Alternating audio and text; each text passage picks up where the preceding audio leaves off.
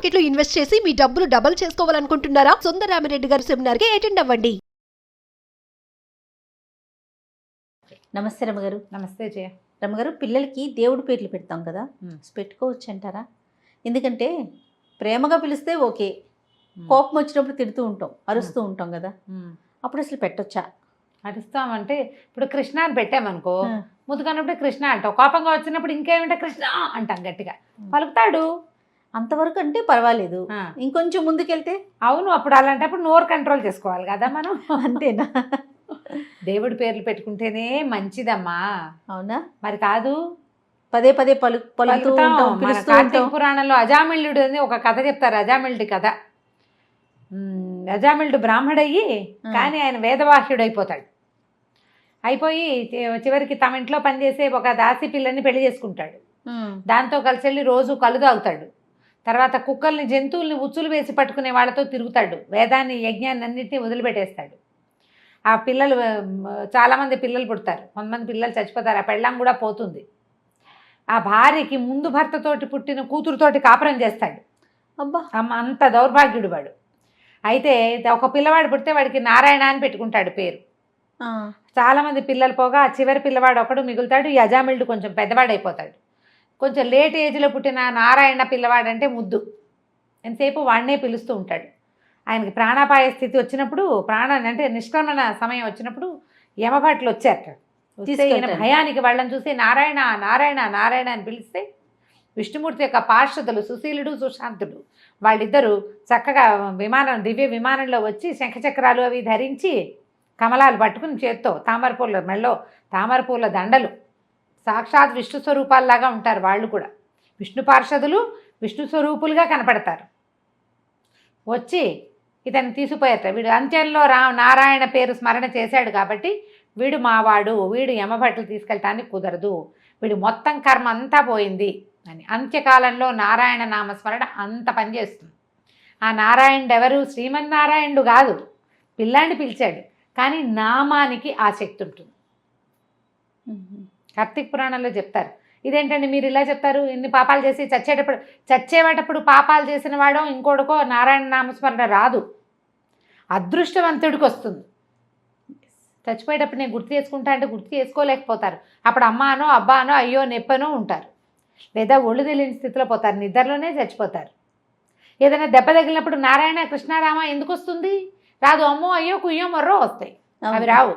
ఎవడో అదృష్టవంతుడికి ఆ నారాయణ నామస్మరణ వస్తుంది. అందుకని చనిపోయేటప్పుడు చెవిలో నారాయణ స్మరణ చేస్తారు, నోట్లో తులసి నీళ్ళు పోస్తారు. ఎందుకంటే ఈ యమభట్టలు తీసుకెళ్ళకుండా విష్ణు పార్షదులు పట్టుకెళ్తారు అని మనకి నమ్మకం ఇది. అయితే ఇప్పుడు పిల్లలకి కృష్ణనో, గోవిందనో, నారాయణనో, రామనో, శ్రీనివాసనో, ఇప్పుడు శ్రీనివాస పేరుంది, సీను అంటే నామస్మరణ కాదు, శ్రీనివాస అని పిలిస్తే నామస్మరణ. పిలవాలిగా, పిలిస్తే కదా. దేవుళ్ళ పేర్లు సలక్షణంగా పెట్టుకోవచ్చు. అర్థం పర్థం లేని పేర్లు, వస్తువుల పేర్లు, గాలి ధూళి దుమ్ము ఆ పేర్లు, కొన్నేమో ఏమంటే హలంతాలు, కిష్, హణ్, హక్ అలాంటి పేర్లు, రుక్, దృక్ అని అవి పిలుస్తున్నాడు. హే దృక్, దృక్కుకి ఏమిటి? దృక్ అంటే చూపు అని అర్థం. ఈ చూపు ఎవరిని వచ్చి కాపాడుతుంది? చూపు పదానికి ఏం పవర్ ఉంటుంది? కొన్ని పదాలకి పవర్ ఉంటుంది, కొన్ని అక్షరాలకు కూడా పవర్ ఉంటుందా రమ్మగారు? అంటే బీజాక్షరాలకి కొంచెం పవర్ ఉంటుందని. బీజాక్షరాలు అంటే సెపరేట్గా అక్షరాలు ఏం లేవు, మన అక్షరాల్లోనే కొన్ని బీజాలు.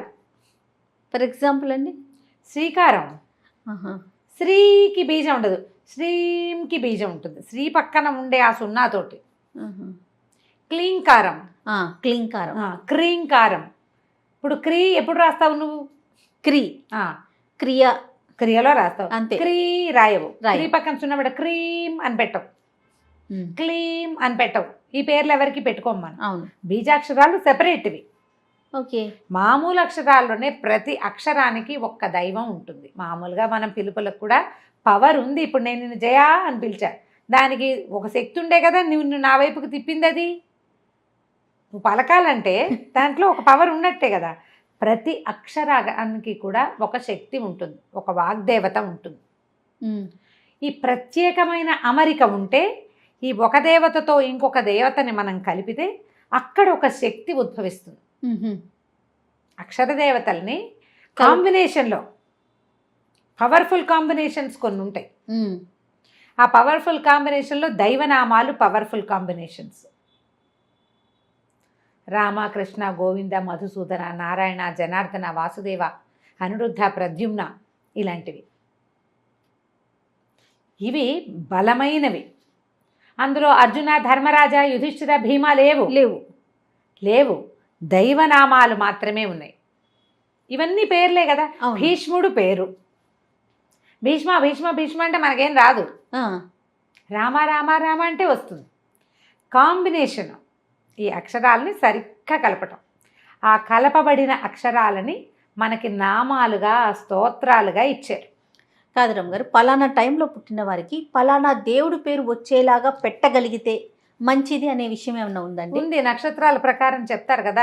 ఈ నక్షత్రానికి అధిదైవం ఈయన, ఈ రోజుకి అధిదైవం, ఆదివారం పుడితే సూర్యుడు అధిదేవత కాబట్టి ఆ పేర్లు పెట్టుకుంటే వాటి శక్తి కొంత మటుకు ఉంటుంది అని. మనం అలా ఏం పెట్టుకుంటున్నాం జయ? ఇప్పుడు ఎక్కడో వెరైటీగా పేర్లు పెట్టుకుంటాము, డిఫరెంట్గా పెట్టుకుంటాము. బెంగాలీ వాళ్ళ పేర్లు బాగున్నాయి అనిపిస్తుంది. పేరు వెనకాల హలంతా ఉండి ట్రింగ్ అది చెప్పాక హిష్ అష్ మష్ అలా రావాలి, షూలు రావాలి, బాగుంటుంది వినడానికి కదా. ధనుష్, దినేష్, అట్లా రంజిత్. ఇప్పుడు మనవాడు మహేష్ ఉన్నాడా, మనం మహేష అని శివుణ్ణి పిలిచినట్టే పిలుచుకుంటాం, మహేష అని పిలుచుకుంటాం. దీర్ఘం తీస్తాం. దీర్ఘం పెట్టినది సంబోధన ప్రథమా విభక్తి, మనకు తెలుసు కదా. టీచర్ బయటకు వచ్చేస్తారు. ఆ సంబోధన అంటే పిలిచాం మనం, అవును, పలకాలి. నువ్వు పిలుస్తాం పలకటానికి. రామ్ అంటే పలకడు, రామ అంటే పలుకుతాడు. నువ్వు చూడు జై అంటే ఎవరినో అనుకుంటావు, నేను జయ అంటే కదా పలుకుతావు, అంతేనా? పిలిచేందుకు వెసులుబాటుగా ఉండే పేర్లను పెట్టుకోవాలి. అవి భగవన్నామాలు అయితే మనం ప్రధానంగా ఆలోచించండి. మిగిలిన దేశాలు, మిగిలిన రాష్ట్ర వాళ్ళ ఆలోచనలు పక్క పెట్టేయండి, వాళ్ళ సంగతి వద్దు. మన సంగతి తీసుకుందాం. మనకి బోల్డ్ అన్ని దైవనామాలు ఉన్నాయి, మామూలు పేర్లు కూడా చాలా ఉన్నాయి. ఈ దైవికమైన నామాలని ఒక స్తోత్రంగా, ఒక పారాయణ చేసుకోవడానికి వీలుగా మనకి ఋషులు ఏర్పరిచి పెట్టారు. మనం ఆ నామాలు చదివితే మనకి ఏదో ఎనర్జీ వచ్చినట్టు, ధైర్యం ఉన్నట్టు, ఒక ఆధ్యాత్మికమైన అనుభూతి ఉన్నట్లుగా, భగవంతుడు మనతో ఉన్నట్టు, లేదా మనమే ఆయన పక్కన ఉన్నట్టు మనకు భావాలు కలుగుతాయి కదా. ఇవన్నీ ఎందుకు కలుగుతాయి? నామాల్లో ఉన్న పవర్ కదా, అంతేనా? లలితా సహస్రనామం చదివితే గూస్ బంప్స్ వస్తాయి సరిగ్గా వింటే, సరిగ్గా చదివితే. ఏమిటి అందులో? మామూలు పేర్లేగా, కొన్ని కాంబినేషన్స్ సెట్ చేశారు అందులో. పుట్టి పేర్లే కాదు, అందులో ఏమున్నాయి, పెద్ద పెద్దవి ఉంటాయి. అమ్మవారు యొక్క స్వరూపం ఎలా ఉంది, ఇట్లా ఉంది, ఇట్లా ఉంది, ఆవిడ సౌందర్య వర్ణన కూడా కొంత ఉంటుంది. చిన్న చిన్న నామాలుగా కూడా ఉంటాయి.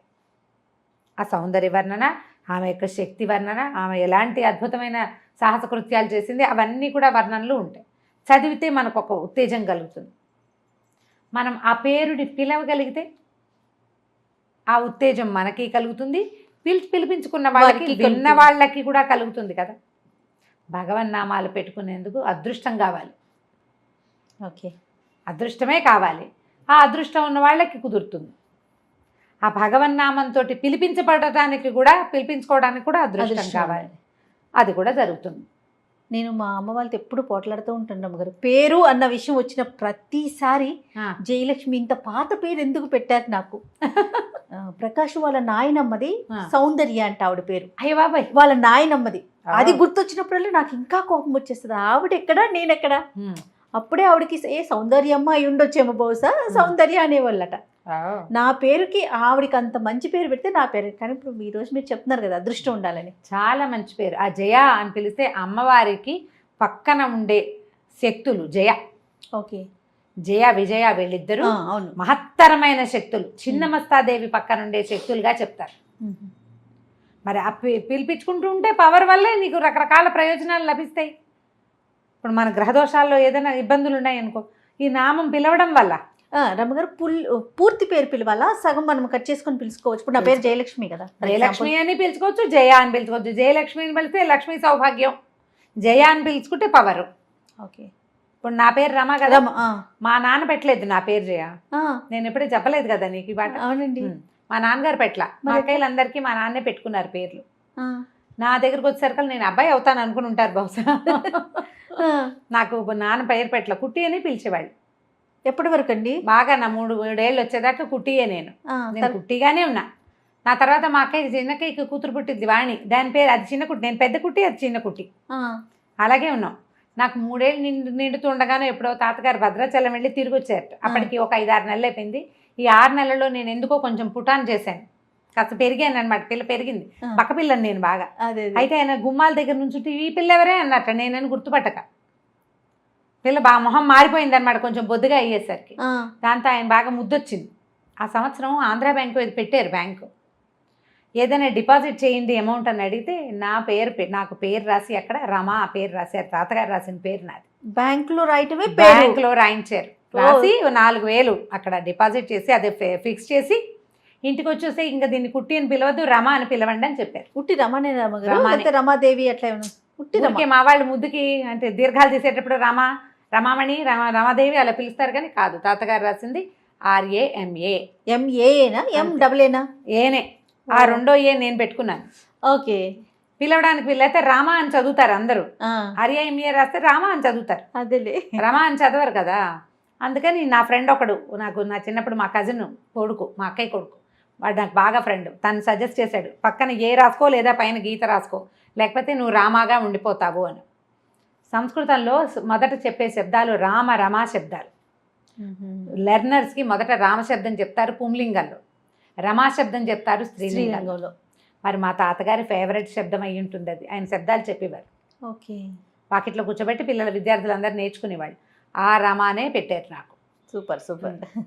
నా పేరు రమా పవర్ఫుల్గా ఉండటానికి కారణం ఏంటంటే ఆ రమ అన్న పిలిపే, రమ అంటే మా రమ మంగళదేవత అని చెప్తారు, లక్ష్మీదేవి యొక్క పేరు. సూపర్, దాన్ని పిలిపించుకుంటూ ఉంటే పెరుగుతూ ఉంటుంది పవర్. మన ఇష్టం, మన పిల్లలు కూడా ఏవో డిఫరెంట్ పేర్లు పెడతామా. దానికి ఒకవేళ దైవనామం అయితే చక్కగా మొత్తం పిలవండి.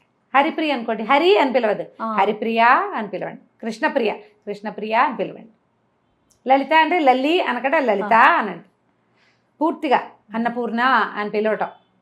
మా వాడిని నేను కార్తికేయ అని పిలుస్తాను. కార్తీక్ పేరు కార్తికేయ అండి. కార్తికేయ పిలిచేటప్పుడు అలాగే పిలిస్తే కనీసం కొన్నిసార్లు అయినా ఓకే, మనం అలా పిలవడం మొదలు పెడితే మనకి అర్థమవుతుంది దాంట్లో ఉన్నది ఏంటని. తిడతాం కదా అందుకని దేవుడి పేరు పెట్టకూడదు అని అనకూడదు, అది అనుకోవద్దు. తిట్టద్దు, అసలు పిల్లల్ని తిట్టే పరిస్థితి రానివ్వకండి. చెప్పండి, పేర్లు పెట్టి తిట్టాల్సిన పని, పిల్లాడిని నేనైనా తిట్టుకోవచ్చు, మీ పిల్లాడు మీ ఇష్టం, పేరుతో తిట్టక్కర్లేదు కదా. కృష్ణ నీకు బుద్ధి లేదు, ఒరే వెధవా బుద్ధి లేదు నీకు అనండి, సరిపోతుంది. కృష్ణ అని, ఎందుకంటే కృష్ణ అని పేరు పెడితే వాడు కృష్ణుడు అయిపోతాడా? అవడు కదా, అలా అవడు. మనం ఆ పేరుతోటి అనకుండా ఉంటే సరిపోతుంది. తాతయ్యలు ముత్తాతల పేర్లు పెడతాము, అప్పుడు మరి చెప్పు, తాతగారి పేరు పెట్టారు కాబట్టి ఏరా ఒరే అనకూడదు, అవన్నీ ఎవడో దిక్కుమాల సిద్ధాంతం అని పిలవాలి, ఎవరో వాళ్ళ ఇంట్లో ఓవర్ యాక్షన్ సిద్ధాంతం ఉంటుంది. అందరికీ ఏముంటుంది, ఆ పేర్లు పెట్టి పిలుస్తారు, పిల్లని ఏదో ముద్దు పేరు పెట్టుకుని పిలుచుకుంటారు, ఆ పేర్లు ఎక్కడో రాసుకుంటారు. సో ఇప్పుడు నాకు అర్థమైన నీతి ఏంటంటే అదృష్టవంతులకి దేవుడి పేర్లు వస్తాయి. ఆనందంగా ఉంది ఈ విషయం. అదే, అదృష్టవంతులు దేవుడి పేరుతోటి పిలువబడతారు. మీ పిల్లలకి మీరేం పేరు పెట్టుకున్నా చక్కగా ఓ రామ, తిట్టడానికి కూడా రాముడు అనండి. నేను పిల్లని తిట్టడానికి కూడా చెత్తరాముడు, దొంగరాముడు అలాగే తిడతాను జయ. అవునా, రాముడే తిట్లు. ఓకే, కృష్ణుడు కృష్ణుడు అంటారు రాలేదు, ఇలాగే అంటాం. చెత్త రాముడు వీడు, పిచ్చి పిల్లాడు, మంచి మాటలు బాగా వింటలేదు. అలాంటి దానికి కూడా మనం ఎందుకు అలవాటు చేసుకోకూడదు, మంచిది కదా. అలవాటుని బట్టే కదా రమ్మగారు. పిల్లల పేర్లకి అర్థాలు వెతకలేకపోతాం, ఏదో పెట్టుకుంటాం సరదాకి. ఒక మంచి దేవుడి పేరు కలిసి వచ్చేలాగా పెట్టుకుని దాంతో పిలుచుకోండి, బాగుంటుంది. మనకే 4 సార్లు అనుకుంటూ ఉంటే ఆ వైబ్రేషన్స్ భలే ఉంటాయి, బాగుంటాయి అంతే. ఇప్పుడు మా పిల్లలకి అలా పేరు లేదని మీరు హర్ట్ అవ్వకండి అమ్మా, హర్టింగ్ కోసం చెప్పలేదు ఇది. ఇలా చేసేవాళ్ళు ఇది వరకు. గోవిందనామాలు పెట్టుకోవచ్చు, మనం బోల్డ్ ఉన్నాయి, వేల కొద్ది, ఏవి కావాలంటే అవి పెట్టుకోవచ్చు. రైట్ అమ్మగారు, నమస్తే. నమస్తే.